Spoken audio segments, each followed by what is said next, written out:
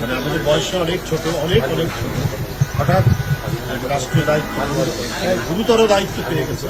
এই জন্য কথাবার্তার ভারসাম্যহীনতা রয়েছে।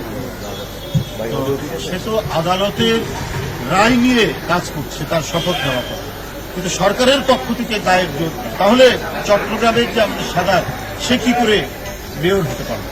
সেও তো আদালতের রায় দিয়ে মেয়র হয়েছে। যদি একই আইনে যদি সাদাত হতে পারে, তাহলে ইশরাক কেন হতে পারবে? এটা হলো জনগণের জিজ্ঞাসা। আমার সেটা আমি যদি বুঝতাম সে গায়ে আমাকে দিতে হবে, গায়ে জোর দিয়ে একেবারে গিয়ে ভাঙচুর করে বা জোর করে তালা মারতে, সেটা একটা কথা। তার কাছে তো আদালতের রায় আছে, আইনের পদ্ধতিতে সে গিয়ে দেখছে যে আইনের কাভারেজ থাকার পরেও, আইনসঙ্গতভাবে সে যাওয়ার পরেও সরকার গায়ের জোরে তাকে মেয়র হতে দিচ্ছে। সেই ক্ষেত্রে সেই আইনটি প্রতিষ্ঠার জন্য তার আন্দোলন করার যথেষ্ট অধিকার।